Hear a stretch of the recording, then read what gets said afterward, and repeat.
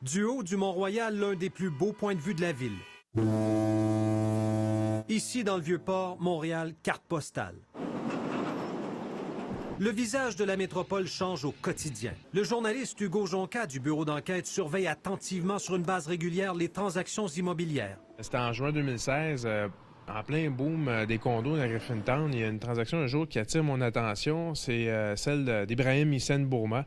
C'est le beau-frère du dictateur tchadien Idriss Déby. Lui, tout d'un coup, il achète plus de 3 millions de dollars de condos d'un coup. Une année complète d'enquête journalistique menée par Hugo Jonca et ses collègues pour apprendre que des dizaines de propriétés, particulièrement ici à Montréal, sont entre les mains des politiciens, des hauts gradés et des hommes d'affaires proches des régimes les plus corrompus d'Afrique. Ils investissent depuis des années dans l'immobilier québécois, presque toujours sans prendre d'hypothèque, ce qui ne semble pas avoir éveillé la curiosité des autorités. C'est des dizaines de propriétés, mais c'est une quinzaine de personnes, puis il y en a pour plus de 30 millions de dollars. Vous avez bien entendu autour de 35 millions de dollars de propriétés achetées au Québec par des individus qui, pour la plupart, ont fait l'objet d'enquêtes pour divers délits ou crimes financiers, soit dans leur pays d'origine, soit en Europe, où les procès sur la corruption de despotes africains se multiplient.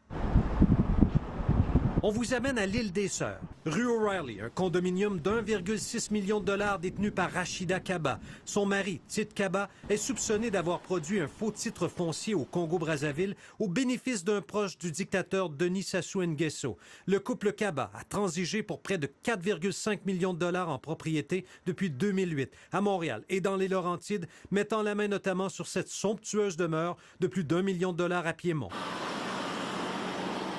D'autres exemples des recherches approfondies du bureau d'enquête. À Gatineau, 2 immeubles d'appartements détenus par Jean-Jacques Bouya, un ministre congolais au cœur des pires systèmes de corruption d'Afrique. Il est parvenu à dépenser près d'1,5 million de dollars dans le secteur Elmer. Que l'amour de Dieu.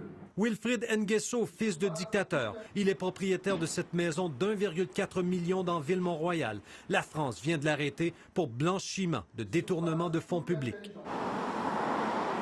La tour de Condotel Le Cristal, où Voltaire Bressetto Obami détient 2 unités, un homme d'affaires sous la loupe des autorités anticorruption françaises. Son investissement au centre-ville, près d'1 demi-million, sans hypothèque. Si en Europe, les autorités ont lancé la chasse aux biens mal acquis, au Canada, non seulement l'expression n'existe pas, mais personne ne pose encore la question à ces investisseurs. Yves Poirier, TVA Nouvelles, Montréal.